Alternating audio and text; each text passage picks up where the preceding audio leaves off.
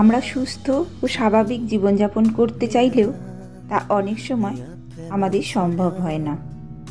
কারণ সংসার নামক মন্দিরের কোনো এক প্রান্তে যদি একটা বিষ গাছ থাকে আর তার বিষাক্ত ফুলের গন্ধে পুরো সংসারটাকে বিষিয়ে তুলতে বেশি সময় লাগে না।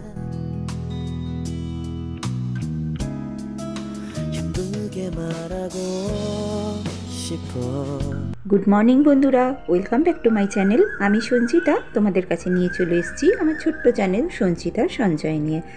আজ মঙ্গলবার আর সকাল 5:30।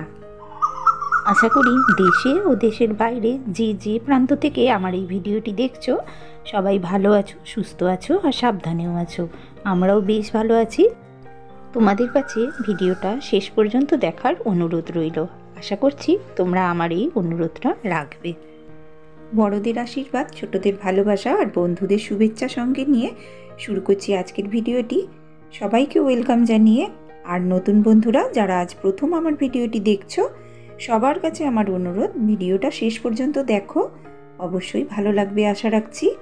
আর ভালো লাগলে যাবার সময় অবশ্যই একটা লাইক ও কমেন্ট করে যেও। আমরা প্রত্যেকেই চাই একটা সুস্থ, স্বাভাবিক আর শান্তির পরিবেশ, তা বাড়িতেই হোক, কর্মক্ষেত্রেই হোক আর পরিবেশের সমাজেই হোক। কিন্তু অনেক ক্ষেত্রে তা সম্ভব হয় না। দেখবে তোমার আশেপাশে এমন কিছু মানুষ ঘুরে বেড়াচ্ছে তোমাকে সুস্থ ও স্বাভাবিকভাবে বেঁচে থাকতেই দেবে না। আর জানবে এই সমস্ত মানুষগুলো কিন্তু আমাদের আশেপাশেই ঘুরে বেড়ায়। তা হতে পারে পাশের বাড়ির কেউ বা বন্ধুবান্ধব, হতে পারে নিজের পরিবারের কেউ, অথবা তুমি যাকে সব থেকে বেশি বিশ্বাস করো সেও একদিন তার স্বার্থে ঘা লাগলে দেখবে তোমাকে আঘাত করতে 1 মিনিটও লাগাবে না। তাই বন্ধুরা, এই সমস্ত মানুষকে কিন্তু চিনে তারপরে বিশ্বাস করবে, আর একদম অন্ধবিশ্বাস কিন্তু করবে না। আমার মা একটা কথা বলতো যে কাউকে অন্ধবিশ্বাস করো না। অন্ধবিশ্বাস করলে তোমার সঙ্গে যদি সে বিশ্বাসঘাতকতা করে তাহলে তুমি নিজের অস্তিত্বকেই চিনতে পারবে না যে তুমি এত বড় ভুল করে ফেলেছো। তো তাই জন্য মানুষকে বিশ্বাস করো, কিন্তু তার সঙ্গে একটু স্পেস রেখো যেখানে অবিশ্বাস কথাটা তুমি বসাতে পারো। এরা যেন সব সময় চিন্তা করে যে কি করে তোমাকে লোকের কাছে ছোট দেখানো যায় আর কিভাবে তোমার ক্ষতি করা যায়। তাই জন্য অপরের কাছে বারবার তোমাকে হেনস্থা করবে, ছোট কথা বলবে, নিচু করবে, যাতে তুমি একদম ভিতর থেকে শেষ হয়ে যাও এবং লোকের কাছে তুমি মুখ দেখাতে না পারো। সেই জন্য এরা সব সময় তৎপর হয়ে থাকে। আর এরা কি বলতো, তোমার সামনে অন্যের সমালোচনা করবে, আবার অন্যের কাছে তোমার কথা বলাগুলো নিয়ে গিয়ে তার কাছে তোমার নামে সমালোচনা করবে। আর গিয়ে কি বলবে জানো, তোমাকেই দোষী বানিয়ে দেবে। এদের স্বভাবই হলো অন্যের কাছে লাগান বাগান করা।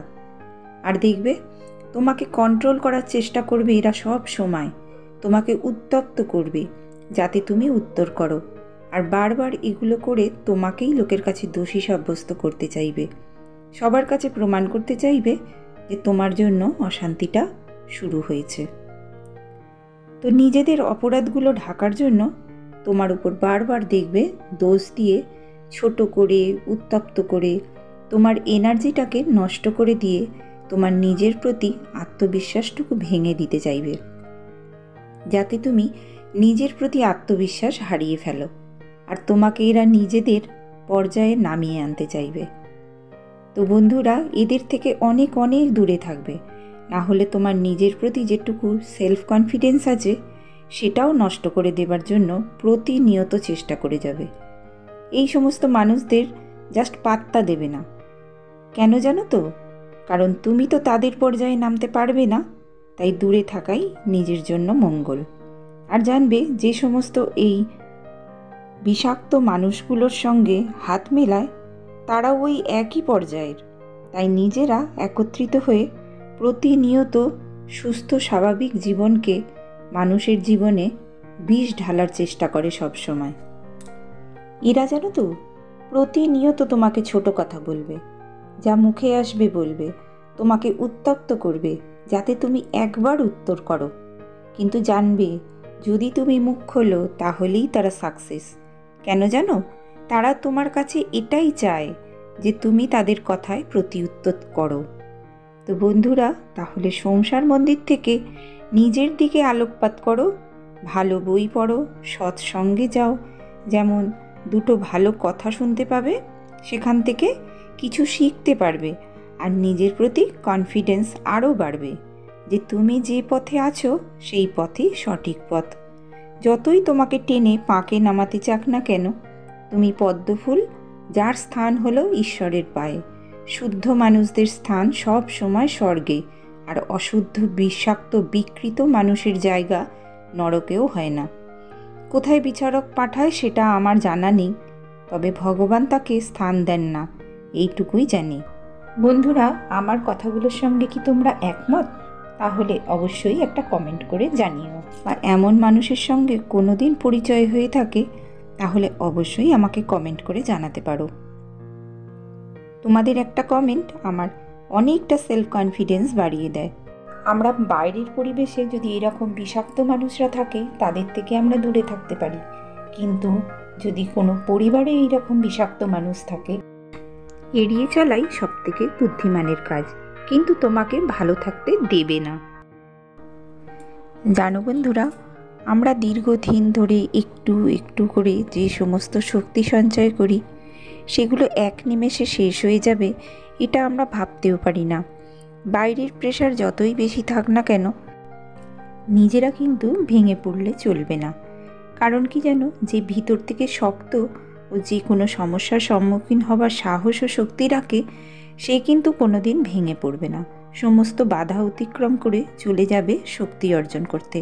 আর যদি আমাদের ভিতরে শক্তি বেশি থাকে তাহলে দেখবে বাইরের যে কোনো বড় শক্তিই আসুক না কেন সেটা আমাদের কোনোদিনই ভেঙে পড়তে দেবে না। আমরা অনেক সময় অনেক ক্ষেত্রে হেরে যাই, হয়তো শারীরিকভাবে হতে পারে, মানসিকভাবেও হতে পারে, বা পারিপার্শ্বিকভাবে। কোনো বিষয় নিয়ে যদি আমরা হেরে যাই বা আমরা যদি মনে মনে খুব ভেঙে পড়ি তাহলে দেখবে আমাদের এই সেলফ কনফিডেন্সটা হারাতে শুরু করে। আর এই সমস্ত বিষাক্ত বিকৃত মানুষরা চাইবে সব সময় তোমাকে আরও নিচু দেখাতে, আরও তোমার সেলফ কনফিডেন্সটাকে ভেঙে দিতে। তো বন্ধুরা, সেটা কিন্তু কখনোই হতে দেবে না, তাদের কিন্তু কোনো দিন তুমি জিততে দেবে না। কারণ কি জানো, শুধু নিজের মনকে বোঝাতে হবে যে আমি পারবো, আমি যেটা করছি সেটাই ঠিক, আর আমাকে ভেঙে পড়তে আমি দেব না। এই যে শক্তিটা তুমি নিজের মধ্যেই নিজে অর্জন করবে, দেখবে তোমাকে কেউ হারাতে পারবে না, আর তুমি জীবনে সেই আনন্দটা লাভ করতে পারবে। সেখানেই তোমার সার্থকতা, আর সেখানেই তোমার কিন্তু জয়। নিজেকে আগে শক্ত হতে হবে, আর আমাদের প্রত্যেকটা পরিস্থিতি আসে কিন্তু কিছু না কিছু শিক্ষা দিতে, আর এই শিক্ষার মাধ্যমেই কিন্তু আমরা যে অভিজ্ঞতা সঞ্চয় করে রাখি সেটা আমাদের ভবিষ্যতে কিন্তু এগিয়ে নিয়ে যেতে সাহায্য করে। জীবনে এমন কিছু করতে হবে যাতে আমাদের জীবনকে প্রভাবিত করে, আর ইচ্ছা শক্তি দুটো একত্রিত হলেই কিন্তু তবে আমরা সমস্ত কাজটা সঠিকভাবে করতে পারবো। আর যারা সব সময় নেগেটিভ চিন্তা করে, যারা সব সময় মানুষের ক্ষতি চায়, মানুষের জীবনে তোমার বিষ ছড়ানোর চেষ্টা করে, তাদের কিন্তু জীবনটা ওই রকম বিষাক্তই হয়। কারণ বিষাক্ত আবহাওয়াতে থাকলে বিষাক্তই তৈরি হয়। আর তুমি যদি পজিটিভ চিন্তা সবসময় করো তাহলে দেখবে তোমার জীবনটা স্বাভাবিক, সুস্থ এবং পজিটিভিটি দিয়েই কিন্তু তোমার চলবে। দেখবে তোমাকে কোনো অশুভ শক্তি স্পর্শ করতে পারবে না। এরা ঠিক কেমন জানো তো? এরা নিজেদের আনন্দটা সময় মতো ঠিক করে নেবে, আর অন্যের আনন্দ দেখতে পারবে না।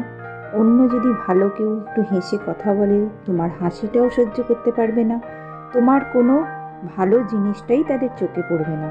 কারণ এরা এই রকমই স্বার্থপর মানুষ, যারা কিনা নিজেদের ভালোটুকুই শুধু বোঝে, অন্যের আনন্দ, ভালো থাকা, হাসি, গল্প করা, কথা বলা, এগুলো দেখবে ওরা একদমই সহ্য করতে পারবে না। তখন নানান রকম দেখবে রিয়াক্ট করবে। বন্ধুরা, আমাদের প্রত্যেকের জীবনেই দেখবে যে কিছু না কিছু অভিজ্ঞতা থাকে, সেই অভিজ্ঞতাগুলো আমরা অনেক সময় কাউকে শেয়ার করি না, বা নিজেরাই মনে মনে সেইটাকে গুমড়ে গুমড়ে নিজেদের মনে মনে আমরা ভেঙে পড়ি ভিতরে ভিতরে।